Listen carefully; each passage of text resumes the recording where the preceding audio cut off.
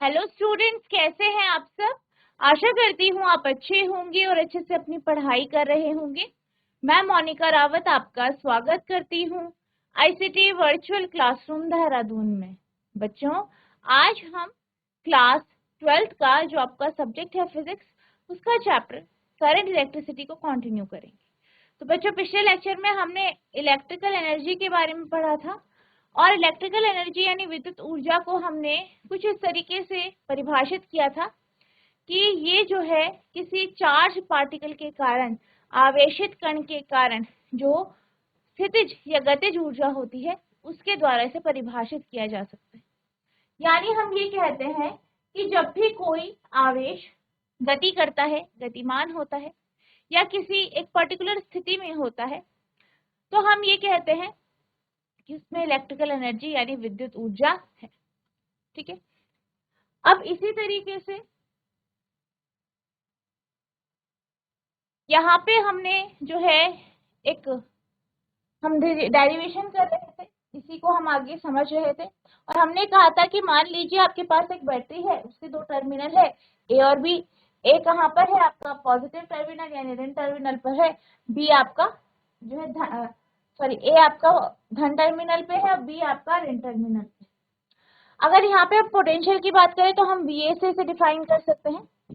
ठीक है, तो वी ए क्या है आपका ए बिंदु पे जो है स्थितिज ऊर्जा और वीबी क्या है बी बिंदु पर स्थितिज ऊर्जा। अब ये धन टर्मिनल है, ये ऋण टर्मिनल है और करंट कब फ्लो करता है, जब हम सर्किट को बैटरी से जोड़ते हैं यानी हाई लो पोटेंशियल से जोड़ते हैं। और करंट का फ्लो, धारा का फ्लो कहाँ से कहाँ होता है, high to low, high to low होता है। यानी वीए से वीबी की ओर होगा। यानी वीए जो है यानी ए पर जो विभवांतर होगा, ये जो स्थितिज ऊर्जा होगी, पोटेंशियल एनर्जी होगी, वो ज्यादा होगी वीबी से। इसके लिए हमने एक उदाहरण लिया था कि जैसे कि हम पानी की बात करते हैं, पानी high potential to low potential flow करती है, एक ऊंचाई से नीचे की ओर फ्लो करती है। इसी तरीके से करंट भी आपका high potential to low potential यहाँ पे फ्लो करता है। अब यहाँ पे जो आपका विभव अंतर होगा V, उसको हम यहाँ पे दर्शा सकते हैं VA माइनस VB से। अब VA बड़ा है VB से तो ऑब्वियस सी बात है ये क्या होगा, इनका जो डिफरेंस होगा वो क्या होगा, बड़ा होगा 0 से।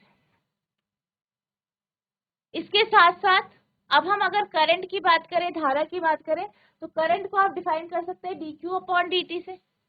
ठीक है, आपको पता है कि जो है आवेश की जो है प्रवाहित होने की जो दर होती है वही करंट कहलाती है। तो I बराबर आपका del Q upon del T होगा।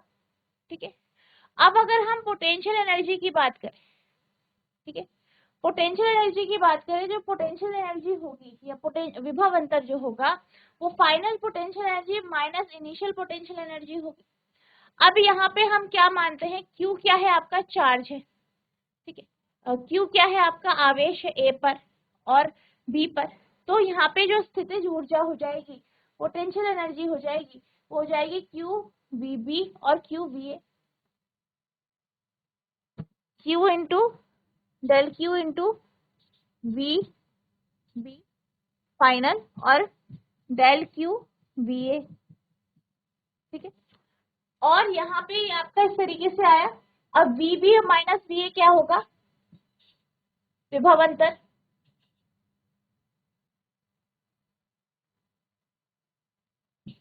ये किसे दर्शा रहा है, V को दर्शा रहा है, हो जाएगा डेल Q, ये हो जाएगा VB माइनस VA। तो हमारा क्या था, नेगेटिव ऑफ V आ जाएगा क्योंकि VA माइनस VB आपका क्या है, V है। तो इसका ऑपोजिट जो होगा वो नेगेटिव में होगा, तो ये आ जाएगा आपका माइनस डेल Q V। अब डेल Q की बात करें तो डेल Q क्या होगा, I डेल T। तो डेल Q की जगह I डेल T लिख दीजिए तो आपके पास आएगा माइनस I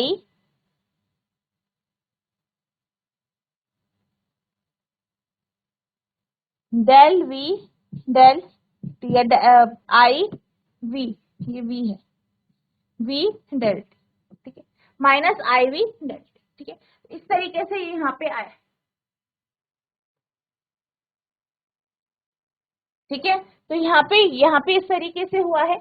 यहाँ पे विभव वी क्या है आपका, विभव है, विद्युत विभव है। और यहाँ पे जब हमने इसमें क्यू चार्जेस लगा दिया तो यहाँ पे आपका पोटेंशियल एनर्जी। ठीक है, तो इस तरीके से आपका जो है यू पोटेंशियल आ गया, यानी पोटेंशियल एनर्जी। ठीक है, अब अगर हम टोटल एनर्जी की बात करें, तो टोटल एनर्जी होता है वो क्या होता है आपका, कुल ऊर्जा क्या होता है, बराबर होती है आपकी। ठीक है, स्थितिज ऊर्जा प्लस गतिज ऊर्जा के, यानी टोटल एनर्जी जो है वो बराबर है आपका potential energy plus kinetic energy के। अगर हमारा टोटल एनर्जी कंजर्व है तो उस केस में क्या होगा आपका, जो आपका काइनेटिक एनर्जी होगा और जो पोटेंशियल एनर्जी होगा वो इस तरीके से होगा, के बराबर माइनस पी। तो यहाँ पे कंजर्वेशन ऑफ एनर्जी से यही लिया गया है कि जो आपकी गतिज ऊर्जा है वो माइनस होगी डेल यू पोटेंशियल यानी स्थितिज ऊर्जा। ठीक है, यानी डेल के हो गया माइनस किसका, minus I V del T. अब नेगेटिव नेगेटिव पॉजिटिव हो गया यानी आई वी डेल टी, और आई वी डेल टी क्या होता है आपका, 0 से बड़ा। ठीक है, तो यहाँ पे ये आपका क्या आ गया, काइनेटिक एनर्जी आ गई। ठीक है, तो काइनेटिक एनर्जी क्या आ गई, आई वी डेल्टी, यानी गतिज ऊर्जा आई वी डेल्टी। ठीक है, अब यहाँ पे क्या कहा गया है, यहाँ पे हम बात कर रहे हैं इलेक्ट्रिक फील्ड की, विद्युत क्षेत्र की, और हमने यहाँ पे दो टर्मिनल लगाए, धन और ऋण टर्मिनल। यहाँ पे हमारा जो चार्ज है, आवेश है, वो गति कर रहा है, मूव कर रहा है। ठीक है, किसी कंडक्टर में आराम से गतिमान कर रहा है। तो जब वो गति कर रहा है तो यहाँ पे हमें क्या पता चलता है, आपका आई वी डेल टी की वैल्यू ज्यादा है, यानी डेल के की वैल्यू ज्यादा है। यानी कि क्या होता है, जैसे जैसे आपके चार्जेस मूव करते हैं, आपके आवेश गति करते हैं, तो काइनेटिक एनर्जी भी बढ़ती है। ठीक है, यानी क्या हुआ, पॉजिटिव टर्मिनल नेगेटिव टर्मिनल थे, हाई पोटेंशियल लो पोटेंशियल था। अब क्या हुआ, आपके चार्जेस गति करने लगे, आवेश गति करने लगे, हाई से लो की। ठीक है, अब यहाँ पे आवेश गति कर रहे हैं हाई से लो की ओर, और उनमें क्या आ जाएगा, क्योंकि वो गति कर रहे हैं तो काइनेटिक एनर्जी भी आएगी। तो काइनेटिक एनर्जी क्या करेगी, बढ़ेगी, जैसे जैसे आपके आवेश गतिमान होंगे। दस इन इलेक्ट्रिक फील्ड क्या कहा गया है, जो इलेक्ट्रिक फील्ड होता है, विद्युत क्षेत्र होता है, उसमें if the charges move freely across the conductor there would be an increase in kinetic energy as they move। क्या कहा गया है कि जो इलेक्ट्रिक फील्ड होता है उसमें जब आवेश गति करते हैं, ठीक है, किसी कंडक्टर में गति करते हैं, तो उनकी गति के साथ काइनेटिक एनर्जी यानी गतिज ऊर्जा भी बढ़ती है। इस प्रकार विद्युत क्षेत्र में यदि आवेश चालक के पार स्वतंत्र रूप से चलते हैं तो उनके चलते समय गतिज ऊर्जा में वृद्धि होती है। ठीक है, तो ये हमें यहाँ पे इस टर्म से पता चला। ठीक है, इसको नोट करेंगे।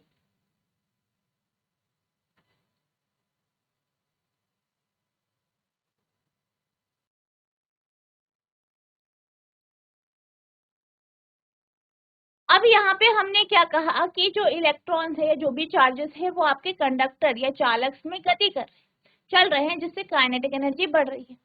अब मान लीजिए ये हमारा चालक है और इसमें क्या हो रहे हैं, जो आपके चार्जेस है वो गति कर रहे हैं।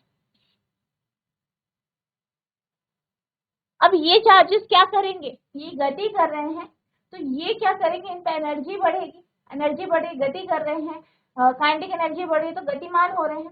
गतिमान होने के कारण ये क्या करेंगे, वाइब्रेट और ज्यादा होंगे, एक दूसरे के साथ कोलाइड करेंगे, और यहाँ पे क्या होगा, कुछ एनर्जी जो है इनसे बाहर निकल जाएगी, डिसिपेट हो जाएगी, किसके फॉर्म में, आपकी हीट एनर्जी के फॉर्म,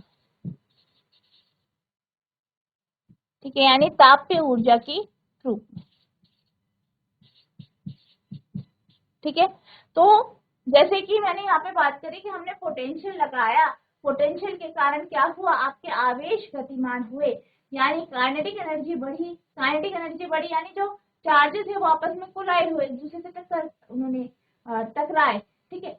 और जब वो टकराए, उनके मोशन के कारण, उनके वाइब्रेशन के कारण क्या हुआ, हीट एनर्जी निकली, ठीक है, conductor. When the charges collide, यानी जब आवेश टकराते हैं, the energy gained by them shared between the atoms, तो जो ऊर्जा होती है वो एटम्स के बीच में शेयर हो जाती है, बढ़ जाती है। Consequently, the vibration of atoms increases, resulting in the heating up of the conductor. अब क्या हुआ, ये एक दूसरे से टकरा रहे हैं, इनके आपस में क्या हो रहा है, एक दूसरे को ये बांट रहे हैं, ऊर्जा बांट रहे हैं, ये वाइब्रेट हो रहे हैं, फिर क्या हो रहा है, वाइब्रेशन बढ़ रहा है, वाइब्रेशन के कारण क्या हुआ, कंडक्टर हीट हो रहा है, यानी ये क्या करे, हीट एनर्जी डिसिपेट करे। This some amount of energy is dissipated in the form of heat in an actual conductor. और इस प्रकार की जो ऊर्जा है जो कि डिसिपेट हो रही है, जिसका क्षय हो रहा है, वो हीट के फॉर्म में हमें महसूस होती है या नजर। जब आवेश टकराते हैं तो उनके द्वारा प्राप्त ऊर्जा परमाणुओं के बीच साझा हो जाती है, नतीजतन परमाणुओं का कंपन बढ़ जाता है, जिसके परिणाम स्वरूप कंडक्टर गर्म हो जाता है। इस प्रकार वास्तविक चालक में ऊर्जा की कुछ मात्रा ऊष्मा के रूप में नष्ट हो जाती, ठीक है।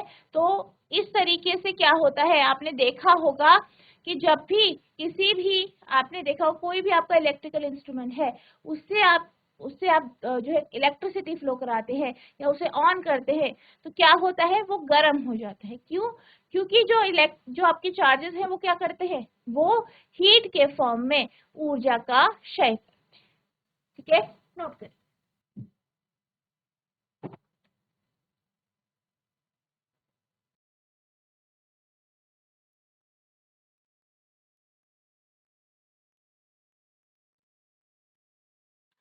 अब हम बात करते हैं यूनिट्स ऑफ इलेक्ट्रिकल एनर्जी, यानी विद्युत ऊर्जा की इकाइयों के बारे में। अगर हम बात करें विद्युत ऊर्जा की, तो विद्युत ऊर्जा की जो इकाई है, जो आप पहले से पढ़ते आ रहे हैं, वो है जूल, यानी हम विद्युत ऊर्जा को जूल में मापते हैं। बेसिकली जूल आपकी एनर्जी की और वर्क की यूनिट है, कार्य और ऊर्जा की यूनिट है, यही आपकी इलेक्ट्रिकल एनर्जी की यूनिट है। इसके साथ साथ, जूल के साथ साथ इसकी जो यूनिट है वो है वॉट सेकंड, वॉट सेकंड भी इसकी क्या है, यूनिट। अब हम बात करेंगे कि आखिर 1 जूल ऊर्जा कितनी है।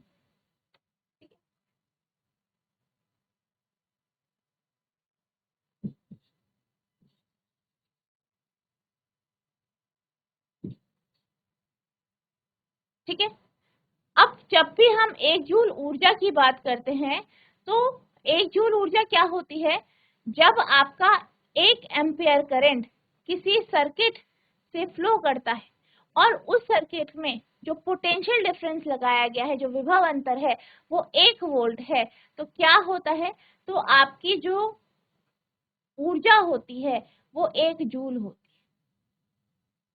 है। यानी जब 1 एम्पियर का करंट किसी सर्किट से फ्लो करता है और उस सर्किट में जो है 1 सेकंड जो है 1 सेकंड में फ्लो करता है और उस सर्किट का जो विभव अंतर है वो 1 वोल्ट है, तो क्या होता है, तो आपका जो ऊर्जा होती है वो 1 जूल होती है।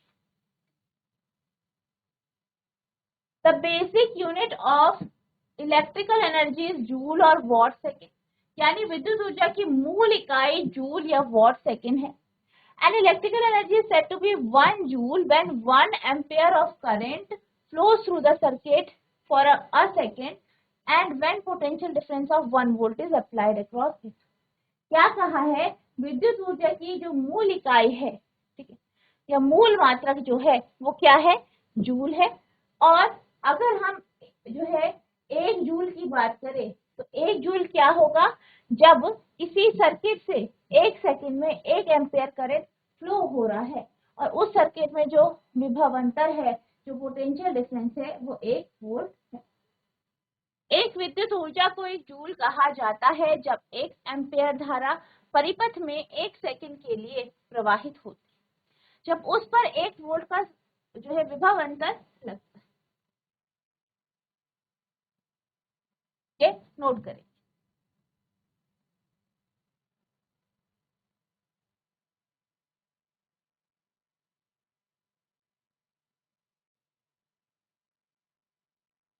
तो अभी हमने किसकी बात करी, जो हमारी बेसिक यूनिट है एनर्जी। अब हम बात करते हैं वाणिज्यिक मात्रक यानी कमर्शियल यूनिट की। यानी जो कमर्शियल यूनिट है इलेक्ट्रिकल एनर्जी की, वो आपकी किलोवाट आवर होती है, जिसमें जो है आप जो है जब भी हम घरों में जो आपके मीटर लगे होते हैं उसमें जब ये चेक किया जाता है कि आपने कितनी बिजली की खपत की है, तो वो आपकी कमर्शियल यूनिट है, ठीक है। तो जितनी कमर्शियल यूनिट जो होती है वो आपकी किलोवाट आवर होती है, उसे ही हम एक यूनिट कहते हैं, ठीक है। तो आपको ध्यान रखना है, जो आप घरों में बिजली की खपत करते हैं, बिजली का बिल देते हैं, वो किसके बेस में होता है, आपकी जो है किलोवाट आवर यूनिट के बेस में होता है, जिसे हम यूनिट कहते हैं नॉर्मल लैंग्वेज, ठीक है। The commercial unit of electrical energy,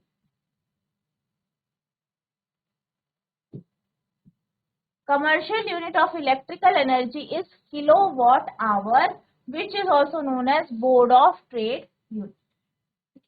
क्या कहा है कि जो वाणिज्यिक मात्रक है विद्युत ऊर्जा का वो किलोवाट आवर है, किलोवाट घंटा है, और इसको बोर्ड ऑफ ट्रेड यूनिट भी कहते हैं।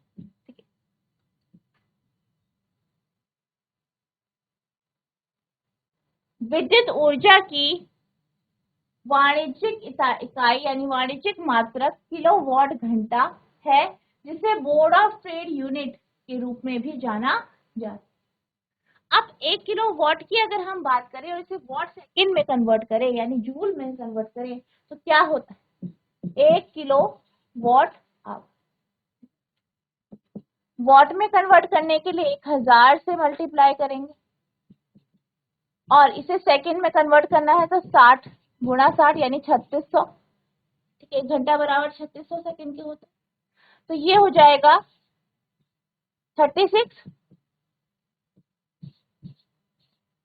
ठीक है, इस तरीके से, यानी 3,60,000, ठीक है, वाट सेकंड, या 3.6 इंटू 10⁶ वाट सेकंड, या 3.6 इंटू 10⁶ जूल, ठीक है। तो इस तरीके से ये जूल में कन्वर्ट होता है। यानी कि अगर आपको कोई भी जो है ऊर्जा आपको किलोवाट आवर में दी गई है तो 3.6 गुणा 10 की घात 6 से आप इसे मल्टीप्लाई करके जूल में परिवर्तित कर सकते हैं, ठीक है। तो आपको डायरेक्ट इससे मल्टीप्लाई करना होगा ताकि आपका किलोवाट आवर जूल में परिवर्तित हो। Kilowatt hour 1000 into 60 into 60 watt second, तो ये 1 किलोवाट हो गया 36 इंटू 10⁵ वाट सेकेंड और जूल, ठीक है। और यहाँ पे लिखा गया है कि जो 1 किलोवाट होता है वो 1 यूनिट होता है, ठीक है। Generally 1 kilowatt is called 1 unit. 1 kilowatt को 1 यूनिट कहा, ठीक है। तो आप इसे नोट करेंगे और साथ ही साथ इसको भी नोट नोट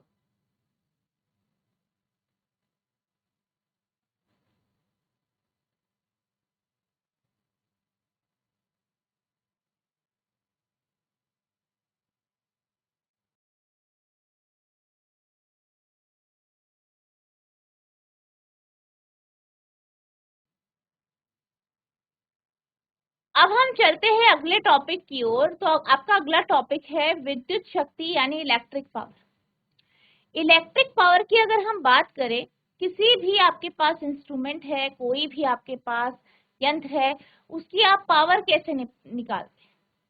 उसके काम करने की दर से। यानी अगर आपको किसी भी चीज की शक्ति की बात करनी है, किसी इंजन की शक्ति की बात करनी है, तो आप कैसे बताएंगे? उसके कार्य करने की दर, यानी किसी जो है पर्टिकुलर टाइम इंटरवल में वो कितना कार्य कर पा रहा। ठीक है, तो यही इलेक्ट्रिक पावर यानी विद्युत शक्ति कहलाती है। ठीक है, तो विद्युत शक्ति क्या है? कार्य करने की दर, या हम ये कह सकते हैं कि जिसमें जो आपका एनर्जी है वो ट्रांसफॉर्म होती है, परिवर्तित होती है। ठीक है, या फिर जो है आपका जो है विद्युत परिपथ में ऊर्जा को परिवर्तित जिस दर से किया जाता है वही आपका इलेक्ट्रिकल पावर कहलाता है। यानी हम यहाँ से फॉर्मूले देख सकते हैं। P बराबर होता है कार्य करने की दर यानी W/T या E/T, जहाँ पे W है वर्क यानी कार्य, T है समय, E ऊर्जा है और T क्या है? समय। तो पावर या जो शक्ति होती है वो कार्य करने की दर या ऊर्जा के रूपांतरण की दर होती। ठीक है, electrical power definition. It is the rate at which work is done or energy is transformed in electrical circuit. क्या कहा गया है? विद्युत शक्ति यह वह दर है जिस पर कार्य किया जाता है या ऊर्जा को विद्युत परिपथ में परिवर्तित किया जाता है। तो इलेक्ट्रिकल पावर या विद्युत शक्ति क्या होती है? कार्य करने की दर या ऊर्जा रूपांतरण की दर। In physics, the rate of transfer of electrical energy by electric circuit per unit time is called electrical power. क्या कहा गया है कि भौतिकी में विद्युत ऊर्जा का, किसी सर्किट में विद्युत ऊर्जा का जो ट्रांसफर होता है, स्थानांतरण होता है प्रति इकाई समय में, उसको हम इलेक्ट्रिकल पावर कहते हैं। भौतिकी में किसी विद्युत परिपथ पर द्वारा प्रति इकाई समय में विद्युत ऊर्जा के स्थानांतरण की दर को विद्युत शक्ति कहा जाता है। इसको आप नोट करेंगे।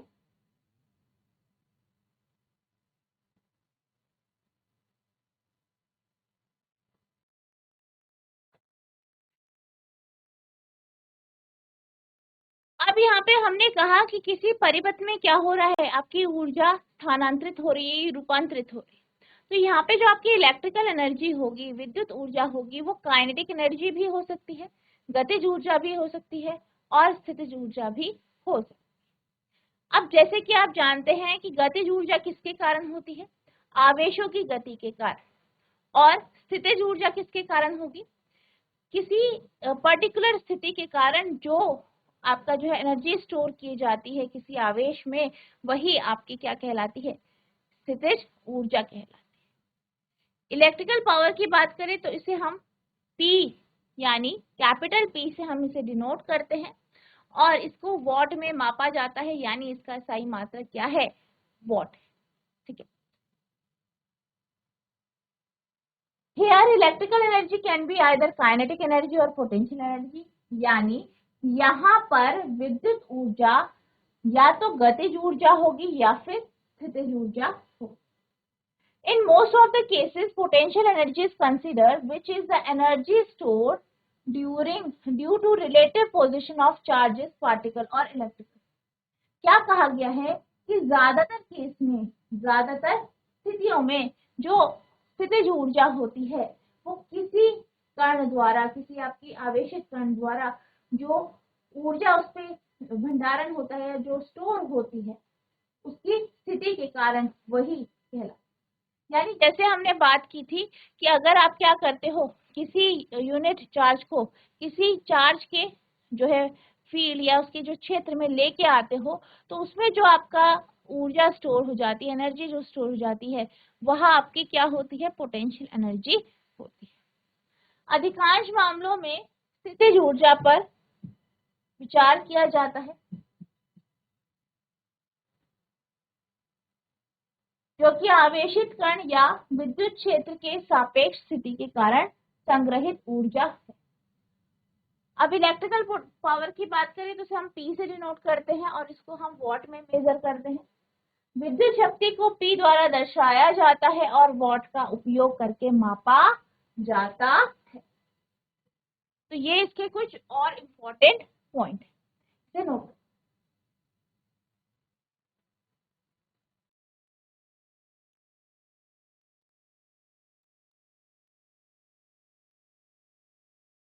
यहाँ पे अगर हम पावर की बात करें तो पावर का फॉर्मूला हमने क्या देखा, W/T होता। इसके साथ साथ अगर हम वर्क की बात करें, कार्य की बात करें, ठीक है, तो कार्य का फॉर्मूला होता है आपका IVT। IVT यानी ये क्या है, करंट है, V क्या है आपका विभव अंतर और T है समय। तो यहाँ पे रख देंगे तो आपके पास आ जाएगा P equals to IVT/T, T से T cancel, P equals to VI। तो आपको ध्यान रखना है आपका फॉर्मूला कुछ इस तरीके से यहाँ पे। अगर यहाँ पे आप चेंज की बात करते हैं तो W इक्वल्स टू डेल W/डेल T भी लिख सकते हो। तो यहाँ पे डेल W हो जाएगा IV डेल T। तो ये आपका अगर आप इस तरीके से लिखते हो तो ये डेल T हो जाएगा, ये डेल T हो जाएगा, डेल T से डेल T कैंसिल, तो आपका P इक्वल्स टू VI। ठीक है, तो इस तरीके से the energy dissipated in time interval del T is given by, यानी डेल T समय पर जो ऊर्जा डिसिपेट होगी, जिसका क्षय होगा, वो उसे हम del W equals to IV del T से रिप्रेजेंट करते हैं। और अगर हम बात करें कि जो एनर्जी या ऊर्जा का क्षय हुआ है प्रति इकाई समय पर, वो आपका पावर होता है। तो पावर बराबर डेल W/डेल T हो जाएगा। अब इसे सॉल्व कर देंगे तो आपके पास P इक्वल्स टू IV आ जाएगा, जैसे कि हमने यहाँ पे कब से नोट किया।